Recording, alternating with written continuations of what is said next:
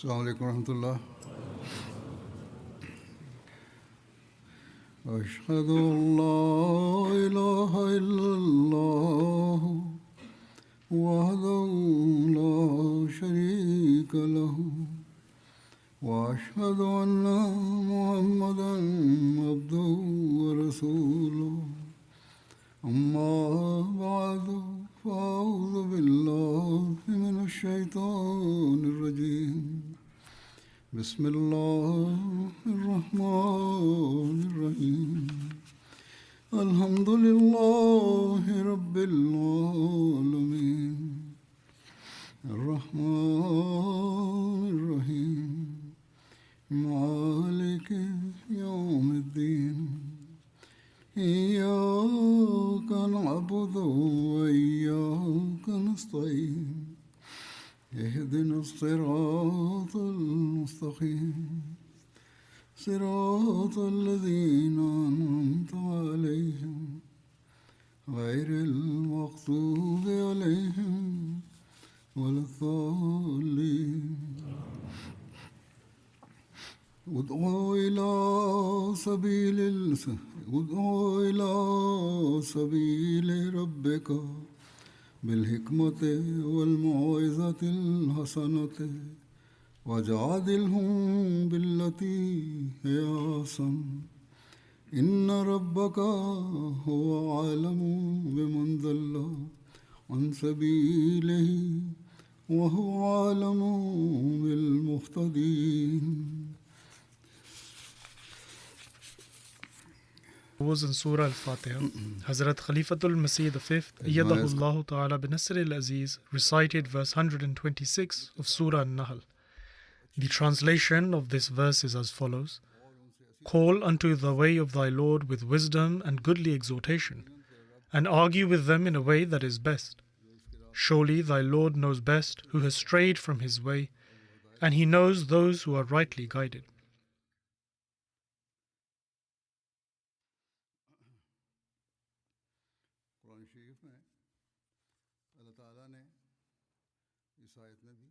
In this verse, and in various other verses of the Holy Quran, wherever Allah the Almighty has instructed us to do tabligh, i.e. propagating the message of Islam, He has guided us to do tabligh in the best manner, and He has instructed us to advise people so that it may have an impact on others and be beneficial. And those who act in accordance with this instruction, their efforts in tabligh always bear fruit and yield results. And by the grace of Allah the Almighty, they achieve success to a great extent. Thus, you should always remain mindful of this principle.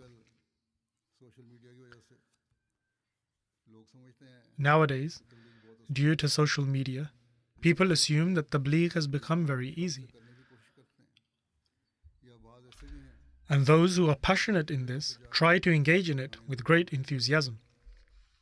There are others who even go to public places in countries where this is permitted. It is not permitted in Pakistan, where we are not allowed to engage in any tabligh activity. But these individuals who are passionate for tabligh, they go to these places and fulfill their desire. This is a good thing. However, tabligh also has certain conditions and etiquettes that you should always remain mindful of. Otherwise, it can be counterproductive, just as Allah the Almighty has also outlined in this verse. Therefore, you must first understand this matter and then do tabligh, because some individuals leave a negative impact through their preaching. And instead of having a positive impact, it has a negative impact, and at times, non-Ahmadis are given the opportunity to raise objections against the community and its teachings, objections that are completely baseless.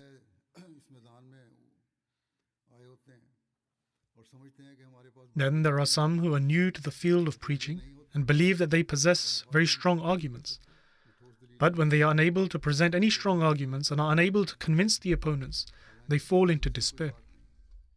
However, there is no need for despair, because by the grace of Allah the Almighty, we have all the arguments. It is another matter if a person himself does not understand them or is unable to articulate them. But by the grace of Allah the Almighty, the Ahmadiyya Muslim community speaks with wisdom and reasoning, and it does so in accordance with the teachings of Allah the Almighty, which He bestowed upon the Holy Prophet, peace and blessings of Allah be upon him, in the Holy Quran, and upon which the Holy Prophet, peace and blessings of Allah be upon him, acted himself. Thus, you should always remain mindful of the fact that if we are going to do tabligh, then we must do so in the best manner. On one occasion, the promised Messiah ﷺ gave very important guidance regarding the matter of tabligh. He states that I was once asked, what should be done to spread the teachings of Islam in America and Europe? Is it appropriate for some English-speaking Muslims to go to Europe and America and through preaching and public addresses make the objectives of Islam known to people there? In other words, if they know the language, then they should go for tabligh. The promised Messiah ﷺ continues, but generally I will never answer this question with a simple yes. Now this is a very important point, as he explained that merely knowing English, or any other language for that matter, does not by itself give one knowledge of religion. In fact, there are many other essential requirements. One must increase their knowledge, as I have already mentioned. Even in various places here, people go for tabligh, but they are not always able to give complete answers to the objections or allegations raised by opponents with full knowledge and detail. And the same issue appears on social media as well, as I have already mentioned. Thus, before any da'i ilallah, a caller unto Allah, or anyone who has passion for tabligh sets out, they must increase their own knowledge. They must collect the common objections. Generally, the answers are already found in the community's literature. And if an answer is not there, then they should contact the tabligh team operating in that country and benefit from them. And among them are people possessing knowledge from whom assistance can be sought. Just as the promised Messiah ﷺ stated that I will never answer this with a simple yes. Then he further states, I do not consider it appropriate at all that such people who are not fully acquainted with the teachings of Islam and who are completely unaware of its highest excellences and who are not thoroughly equipped to answer the critiques and objections of this era and who are not taught by the Holy Spirit. This too is a very essential requirement, that a muballigh, a person who preaches, should be taught by the Holy Spirit and should have a living connection with Allah the Almighty. The promised Messiah ﷺ states, how can such people go as our representatives? This is not acceptable. He further says that my muballighs, i.e. preachers, must have a special relationship with Allah the Almighty, so that Allah may support them. He further states, in my opinion, the harm of such an endeavor is nearer and more likely than its benefit, except that which Allah desires. This means that if we proceed in this way, then the benefit will generally be low, and its harm greater, except what is willed by Allah. Yes, occasionally there might be one or two isolated examples of benefit, but overall the negative impact is more likely. Thus, a muballigh and da'i ilallah, i.e. preacher, must always keep in mind that when we do tabligh, there are many requirements that must be fulfilled. Only when these are met can we preach effectively and correctly.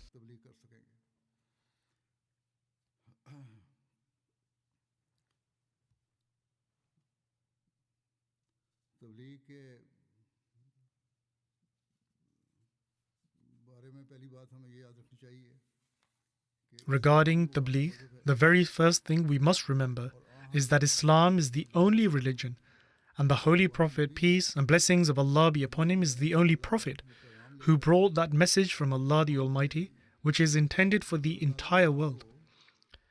Allah the Almighty sent him as a bearer of glad tidings and a warner, and as a prophet for all people, all nations, and the whole world. Yet, even today, if you look at history up to this day, the total Muslim population of the world is still less than 1/4 of the world's population. Why is this? The reason is that tabligh has not been done with wisdom and the message has not been conveyed properly. Muslims assume that through jihad they will be able to spread the message of Islam, whereas jihad, i.e. with the sword, is permitted only in the case of the enemy attacking first. When the Muslims were permitted to fight and raise the sword, it was only at a time when the disbelievers and the non-Muslims attacked Islam and sought to completely destroy it. It was at that time that Allah the Almighty stated in Surah Al-Hajj of the Holy Quran,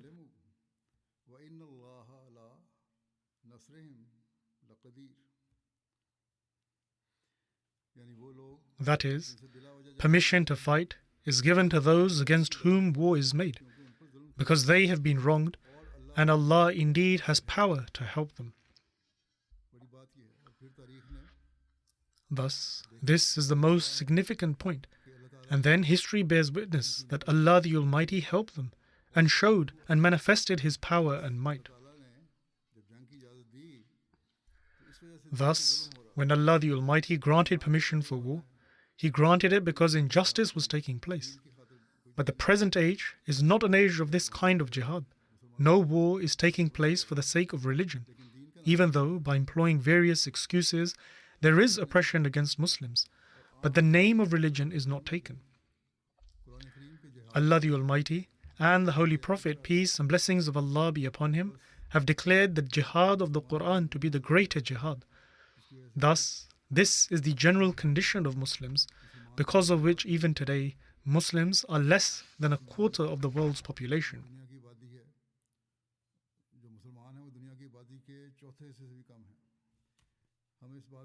We should always keep this in mind and understand our responsibilities. That is, that we who have taken the pledge of allegiance of the promised Messiah ﷺ, and we have done his bay'at, we must act upon this, in that we also must develop a relationship with Allah the Almighty, learn His teachings, and whilst acting upon them, convey this message to the whole world.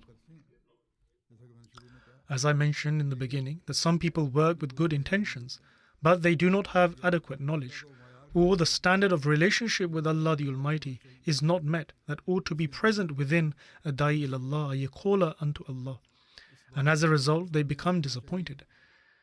This matter should always be remembered, that the Holy Prophet, peace and blessings of Allah be upon him, also gave commandments for tabligh and would give certain instructions in this regard. Many narrations are found regarding this. One narration is from Hazrat Ibn Abbas. He relates that we were commanded to speak to people according to their intellect. The first point is this, that according to how much intellect and knowledge they have, or whatever temperament and religion that person has, according to that one should speak to them.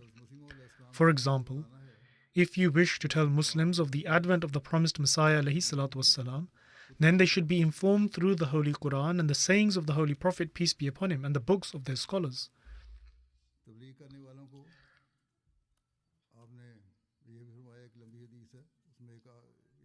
He also said, to those who do tabligh, it is a long hadith, and one of the points mentioned in this is that one should save oneself from the curse of the oppressed. For those who preach, this is also very necessary. For their own morals should always be righteous and exemplary, and the standard of the rights given to humanity should be such that they should never incur the curse of an oppressed person. Rather, they should always be those who receive the prayers of the oppressed. When they become those who receive such prayers, then Allah the Almighty will place blessings in their actions. The Holy Prophet, peace be upon him, further stated that one should save oneself from this, because there is no barrier between them, i.e. the oppressed, and Allah. This point should always be kept in mind.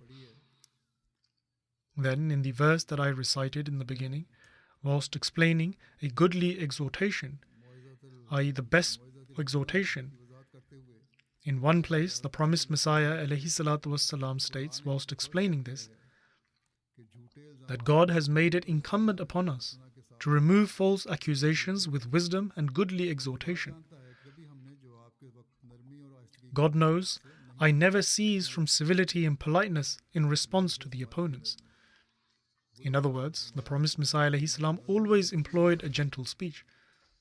He states that his own condition is such that he answers with gentleness and softness.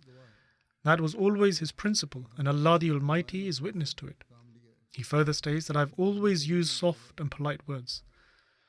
Thus, this is the method of preaching that we should also adopt. Therefore, those people who whilst preaching begin to use the language of the opponent, and at times out of anger, they should remember that our preaching, i.e. tabligh, must remain within the limits of morality. They, i.e. the opponents, have no arguments. That is why they use foul language. But if we also use foul language, then this means that we also have no argument. Some people say that the promised Messiah ﷺ also spoke in a firm or stern manner. First and foremost is that which I have mentioned, that the promised Messiah ﷺ did not show any harshness, and where he spoke in a stern manner, he has explained that it is only in situations where the writings of our opponents contain such severe inflammatory and provocative material that we have at times resorted to such stern language only to dissuade them from their savage conduct when they realize their own conditions. Thus, even in this, his intention was pure. And he states, and this apparent firmness of language did not emerge from any inner passion or personal rage, but out of obedience to the commandment, that is, and respond to them by a means that is most suitable for them, and has been used out of wisdom. The firmness that I've shown is not out of any rancor of the heart.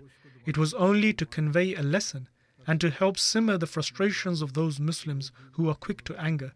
For if I respond to such detractors, then Muslims will not resort to responding themselves through rioting and mayhem.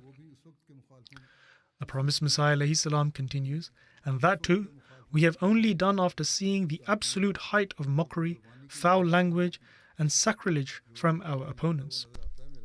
He further states, if there is a word that you see of mine written somewhere, it is only because of the extreme language being employed by the opponents. Thus, why did he do it? Only because the foul language, disrespect and mockery of Islam and its Prophet, peace and blessings of Allah be upon him, had reached an extreme. When the opponents escalated it to such an extreme situation, only then did he resort to it.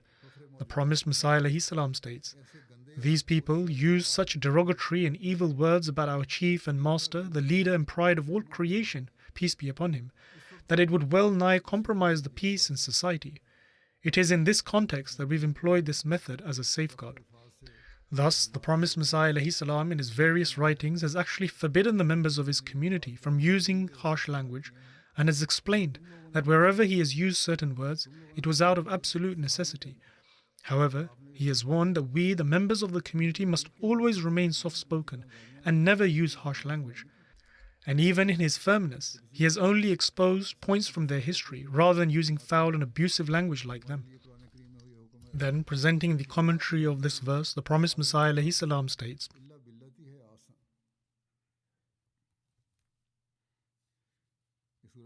that the Holy Quran has given us the following guidance. This is a verse from Surah An-Kabut, and it means, and argue not with the people of the book except with that what is best. On another occasion, he explained that it is also the commandment of Allah the Almighty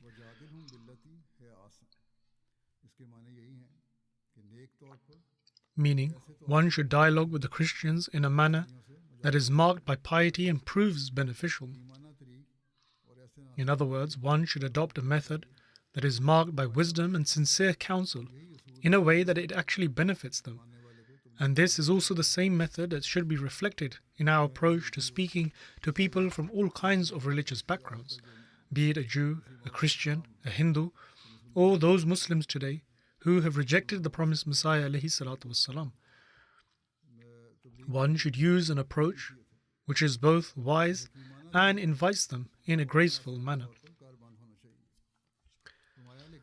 The promised Messiah ﷺ further states, but this route, that we should use the backing of the government, or God forbid express rage and provocation, is wrong and counterproductive to our true objective. These are merely tactics of worldly conflicts and feuds. For true Muslims and those acquainted deeply with Islamic methodology do not like them at all, for the conditions which are truly conducive to the guidance of humanity can never be brought about through them. In Tafsir-e-Kabir, Hazrat Muslim Maud has also elaborated upon this verse. He has explained the meaning of wisdom from various dictionaries and states that one meaning of hikmat, i.e. wisdom, is hilm, i.e. forbearance, which means to speak to someone rationally and in a soft manner. Allah the Almighty has said this because a person who does not act in this manner will quickly become enraged and emotional, and they will never be able to explain anything to another person. Similarly, another meaning for the word hikmat is nabuwwat, i.e. prophethood, and in light of this, the meaning of the verse would be to call towards faith using the divine word. Thus, one should present arguments from the Holy Quran, the word bestowed by Allah the Almighty, and one should not present futile arguments from one's own self. Hazrat Muslim Maud radiyallahu ta'ala anhu states with a great sense of longing that if Muslims had understood this principle, they would have overcome Judaism and Christianity. Our sole weapon is the Holy Quran, regarding which Allah the Almighty states, that is, take up the sword in the form of this Quran and go forth in the world for jihad. But it is a matter of regret that today every worldly asset is in the hands of Muslims, that is, the wealthy nations. But the only thing missing is this very sword which Allah the Almighty has commanded to take up. That is, to go forth with the arguments from the Holy Quran for the purpose of propagating the message. Muslim nations possess oil wealth, countless businesses, and there are many Muslim countries. There are 54 Muslim countries. But the jihad that ought to have been waged with the teachings of Islam has not carried out in the manner it should have been.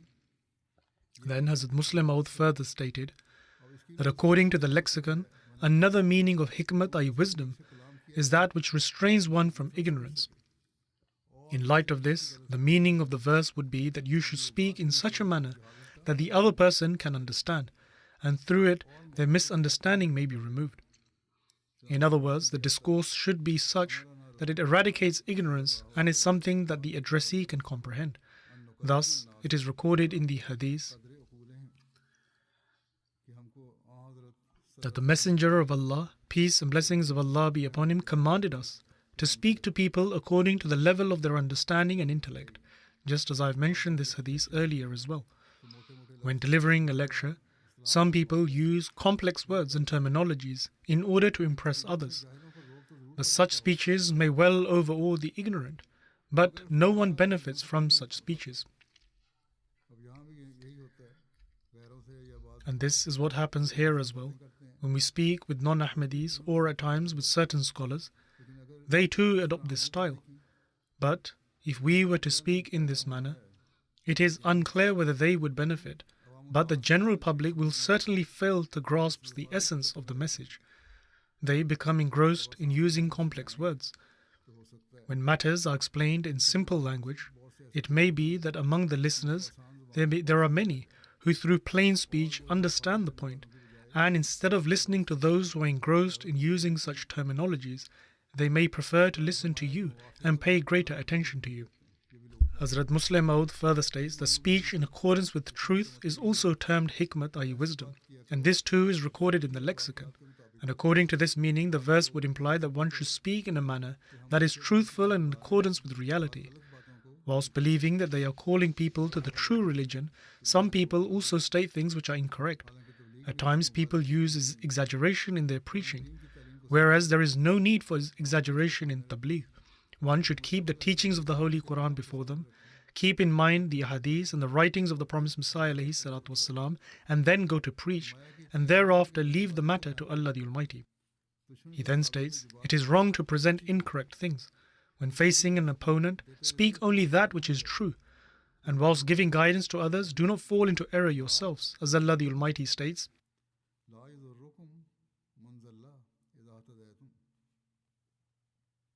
that is, that if you remain firm upon guidance, then do not concern yourselves whether another goes astray or not, because another's misguidance will not harm you in any way.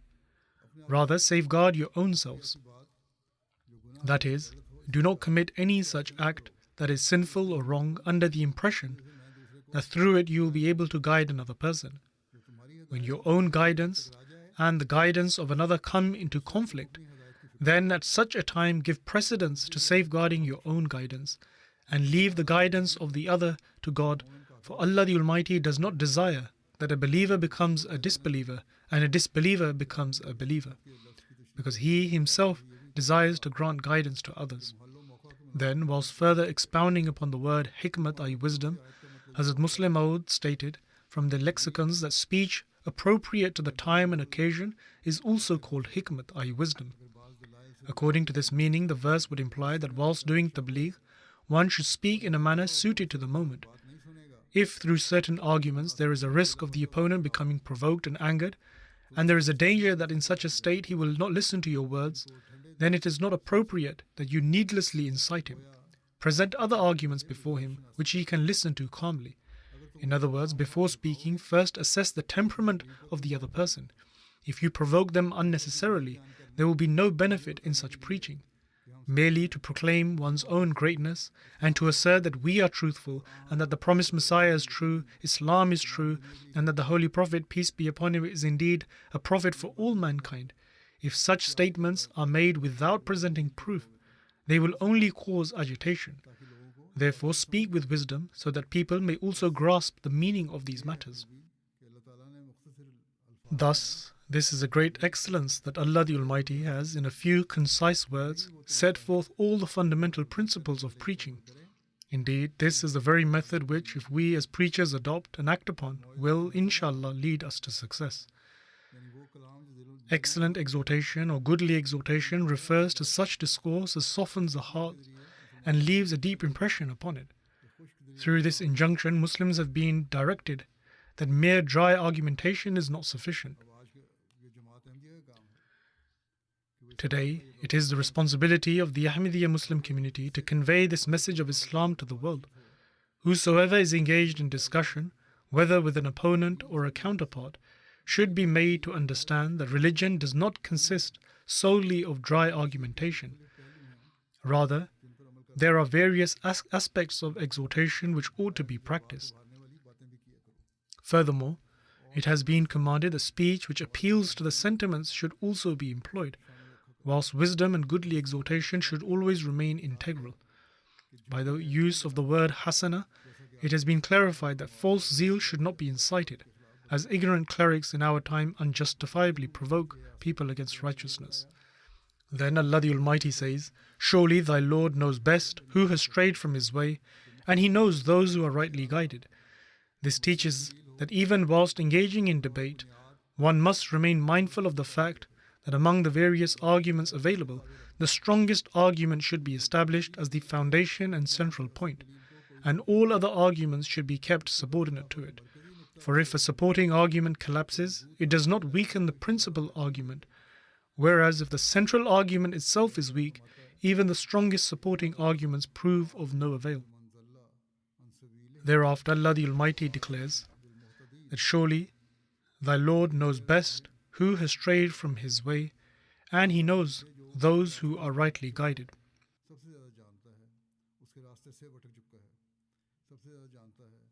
Through this, it has been made clear that you should continue to preach in an excellent manner. Yet, if people do not accept, then you should not fall into despair by concluding that you do not know how to preach. It is possible that there is no deficiency in your efforts of preaching, but rather that the heart of the addressee has become so rusted due to the sins that Allah the Almighty does not open the door of guidance for him. In short, one must remain fully engaged in tabligh, i.e. preaching. This is the essential matter. Our duty is to continue conveying the message, whereas drawing results and creating acceptance in the hearts is the work of Allah the Almighty. The promised Messiah ﷺ states that many people who are called Maulvis and scholars ascend pulpits and declare themselves to be deputies of the Messenger and heirs of the prophets, and go about delivering sermons. They admonish others to abstain from arrogance, pride, and immorality.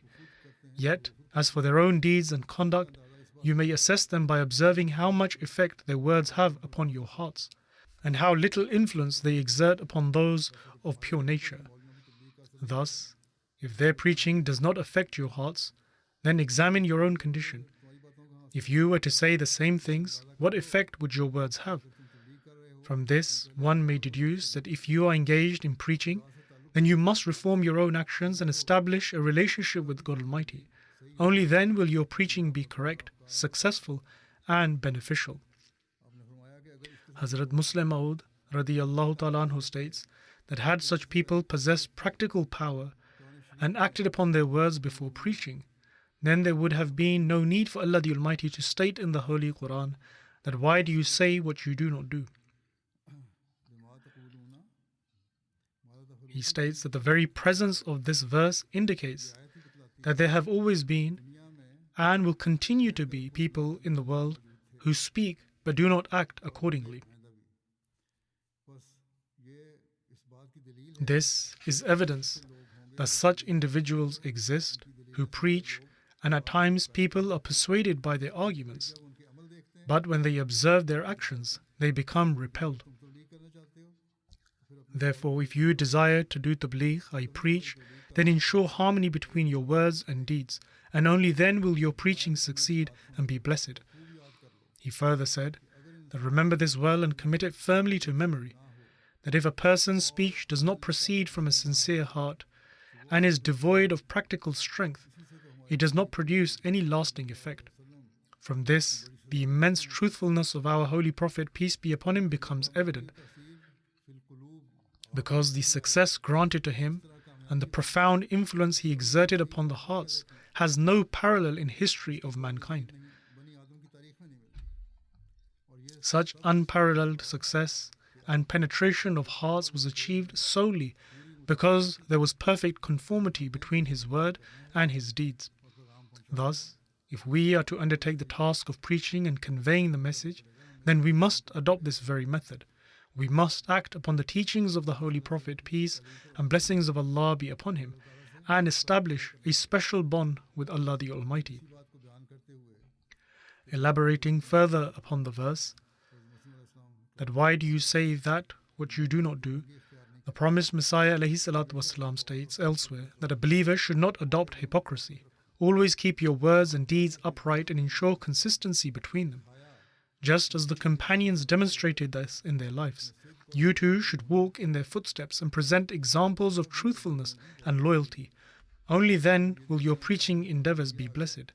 Merely assuming that the availability of modern media alone will enable effective preaching cannot produce true results. Then, explaining the verse, and argue with them in a way that is best, the promised Messiah ﷺ once stated that the one who is to be admonished should be advised through speech. The same message, when expressed in one manner, can turn a person into an enemy, and when conveyed in another manner, can turn him into a friend.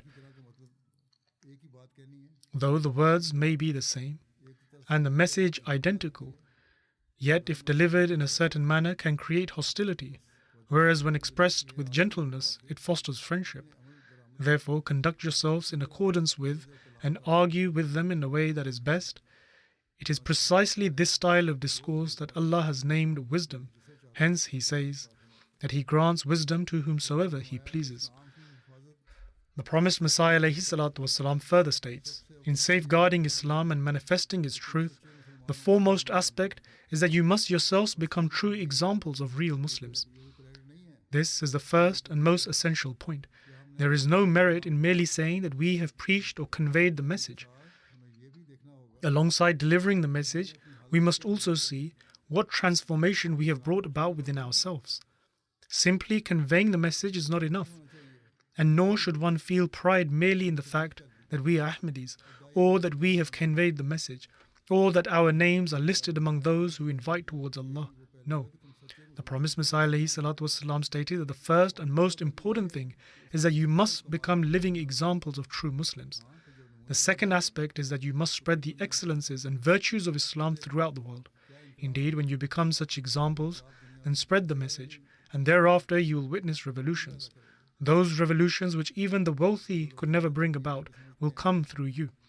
Regarding those who preach for a few days and then complain that no results are visible, regarding this, the promised Messiah ﷺ states, when you speak, you should speak thoughtfully and concisely, saying only what is useful. Engaging in long arguments brings no benefit. At times, a brief remark spoken wisely enters straight into the ear and leaves an impression. And if the opportunity arises again, then continue. This is the way of preaching with perseverance. Thus, the message of truth should be conveyed gradually and with patience, without becoming weary. Our task is never to tire. It is not that we put up a camp or a stall for a day, preach a little, and then consider the work finished. In this age, people have come to regard the love of God and a relationship with Him as madness. The promised Messiah ﷺ states, today people think that a living connection with God is insanity. If the companions were to appear in this age, people would call them fanatics, and they would declare them disbelievers. Day and night, because of frivolous talk, heedlessness, and worldly anxieties, hearts have become hardened, and words take long to penetrate. The world today is even more deeply drowned in materialism than it was in the promised Messiah ﷺ's time. Such people immersed in worldly concerns are hard to impact. Therefore, do not think that our purpose is only to argue with this cleric or that scholar and convince him through a debate. Nor is our purpose to preach Islam to those who raise allegations or argue. Our aim is that the true message of Islam reaches the world, and that the world becomes convinced that in this age, the promised Messiah ﷺ who was to come has indeed come. We must strive for this, not by engaging in endless arguments or lengthy question and answer sessions, but through preaching, by finding effective ways to convey the message of truth to as many people as possible and to reform them. This was also the method of the noble companions. They preached, but with wisdom.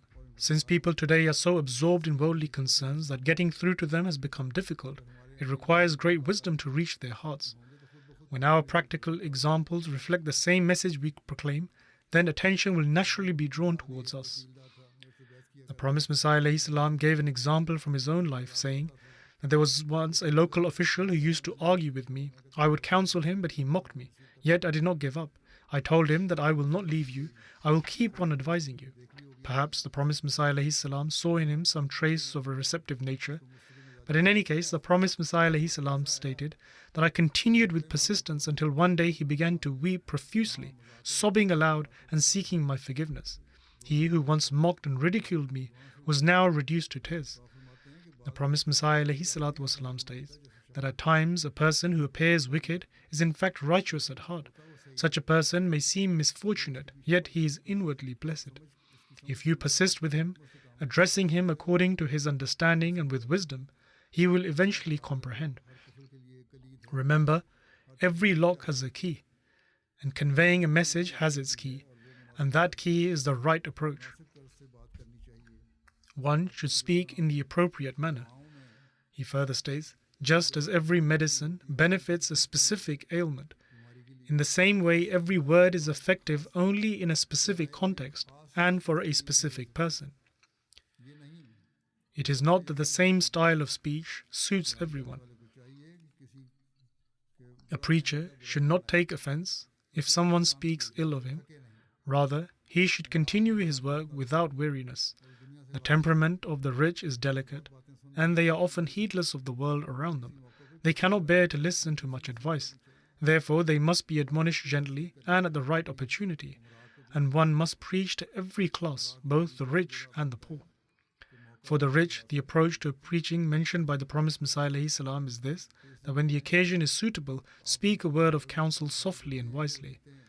The promised Messiah ﷺ then gave the example of Ibn Arabi, saying that he wrote that Allah commanded Moses to speak to Pharaoh gently. The secret behind this was that Allah the Almighty knew that ultimately Pharaoh would attain faith. That is why the word amantu, i.e. I believe, came from his very mouth. When he was drowning, he uttered that very word, saying amantu, that is, I believe. Hazrat Muslim Maud radiyallahu ta'ala anhu also explained the wisdom of preaching through the example of Hazrat Yusuf alayhi salam. Hazrat Muslim Maud radiyallahu ta'ala anhu writes, when Hazrat Yusuf was imprisoned, 2 other men were also confined with him. Regarding this, he says that he displayed remarkable wisdom in turning their attention towards himself. Fearing that they might become restless if he preached to them, he first reassured them, saying that he would not take much of their time and would finish before their food arrived. He did this so that they would not grow uneasy and would listen attentively. It seems that Hazrat Yusuf really got the chance to preach. So when those 2 prisoners asked him for the interpretation of their dreams, he saw it as a precious opportunity. He thought that if I deliver my message before fulfilling their request, they will be compelled to listen. Hazrat Muslim Maud radiyallahu ta'ala anhu then mentioned another example, that of the Holy Prophet, peace and blessings of Allah be upon him. The first example was of Hazrat Yusuf alayhi salam, and the second example was of the Holy Prophet, peace be upon him. He stated that in the early days of his claim, when the Holy Prophet, peace be upon him, wished to convey the message of Islam to the people of Mecca, they would avoid him and refuse to listen. And so he arranged a meal and invited them, intending to preach during the gathering. However, they got up and left without hearing him. The next time, the Holy Prophet, peace be upon him, devised another plan. He invited them again, but this time before the food was served, he announced his claim and conveyed his message. Since they were waiting for the meal, they were compelled to remain seated and thus heard his words. From this verse, we also learn about the method of admonition employed by the prophets. Thus, in following them, one must always bear in mind that when delivering exhortation and counsel, the point should indeed be conveyed, yet it should be not burdensome upon others. In other words, a principle has been established whereby one should speak the truth, but express it in such a way that it does not become a burden for others. Therefore, one should speak with wisdom and always keep this principle in mind.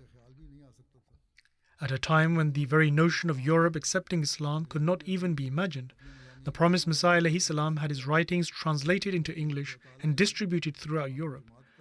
And when Allah the Almighty granted him a community, the promised Messiah alayhi salam instructed its members that jihad is an essential part of Islam and can never be abandoned.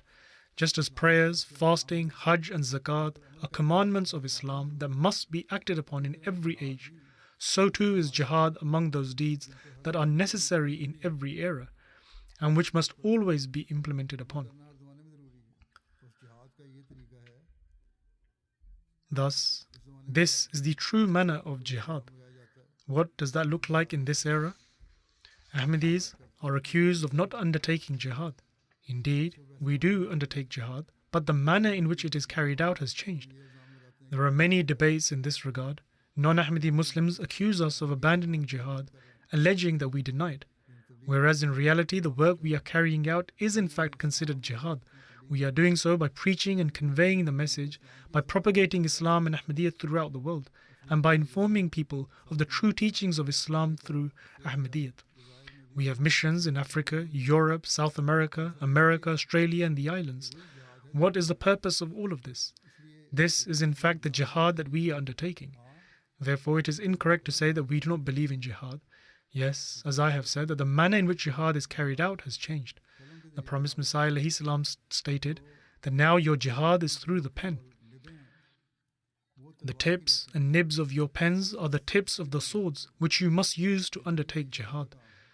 This is the era of spreading the faith, and this is the form of jihad that is necessary for it. Thus, engage in jihad through the pen in this manner. This principle must always be kept in mind, and we must explain to the world that their arguments against us that the person who claimed to be the promised Messiah is not true, or that the promised Messiah was not meant to come in this way, are all false arguments. We must properly explain to them that which has been stated in the Holy Quran and in the Ahadith. On the one hand, they accept that the Messiah and Mahdi is destined to come, and yet on the other hand, they reject him. If we allow ourselves to be drawn into their lexical debates and disputes, then there will be no benefit. Rather, we should tell them that our true objective is to establish the supremacy of Islam throughout the world, because the Holy Prophet, peace and blessings of Allah be upon him, came as a prophet and messenger for the entire world. Today, we make up less than a quarter of the world's population. Until we bring the world under the banner of Islam, then how can we claim to have accomplished anything significant? Today, it is our task to undertake this form of jihad, and only then will our jihad be successful.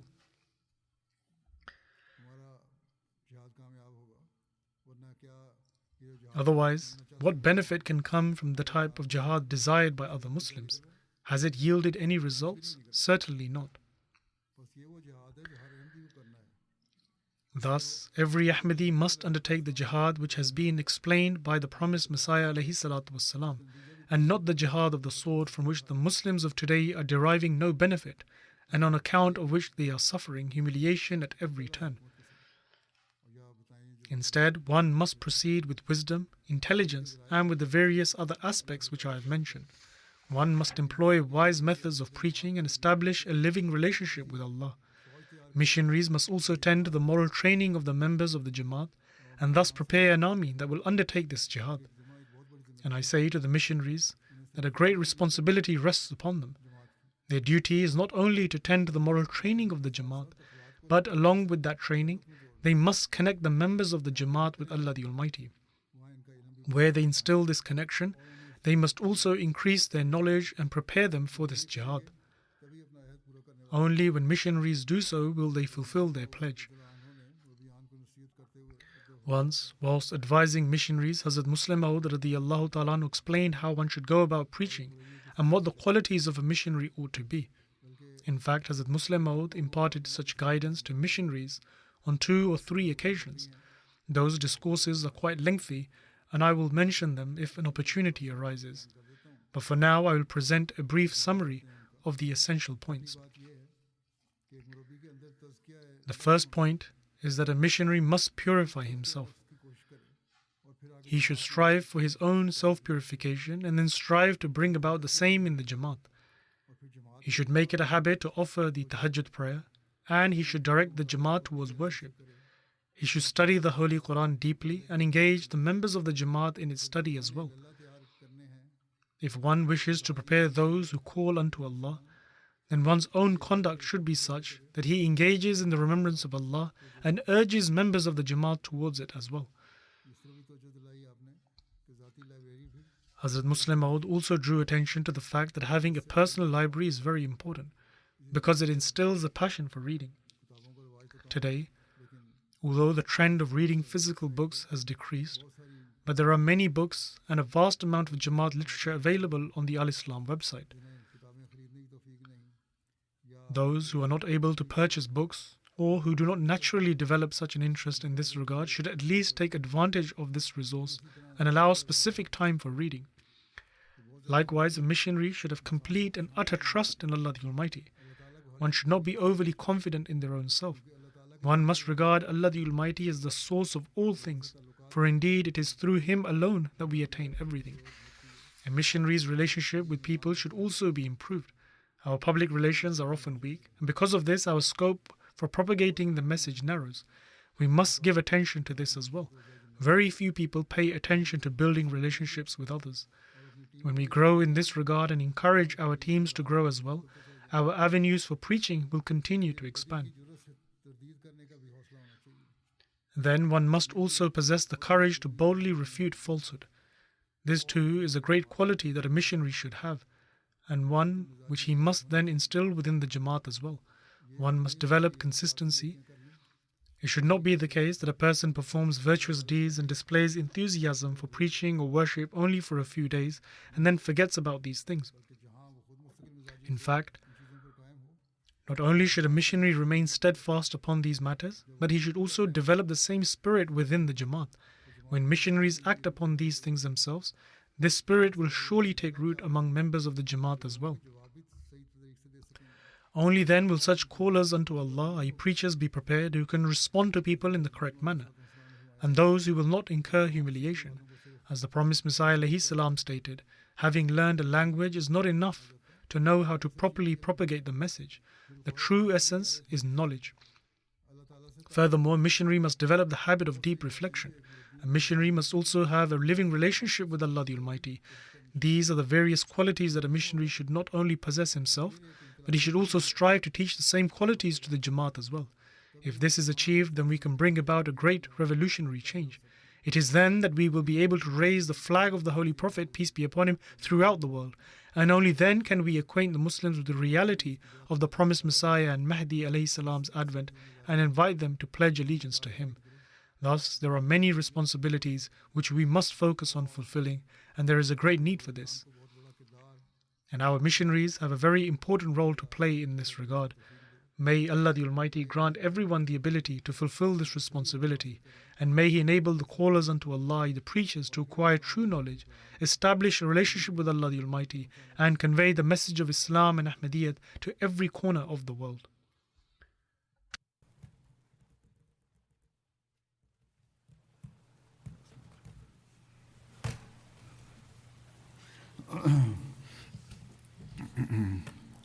Alhamdulillah, Alhamdulillah, nahmaduhu wa nasta'inuhu wa nastaghfiruhu wa nu'minu bihi wa natawakkalu alayhi wa na'udhu billahi min shururi anfusina wa min sayyiati a'malina.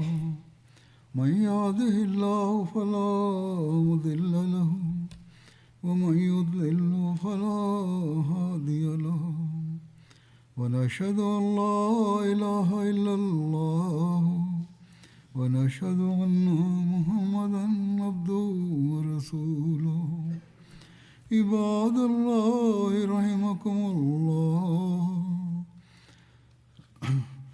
عباد الله رحمكم الله إن الله يأمر بالعدل والإحسان وإيتاء ذي القربى وينهى عن الفحشاء والمنكر والبغي يعظكم لعلكم تذكرون اذكروا الله يذكركم وادعوه يستجب لكم ولذكر الله أكبر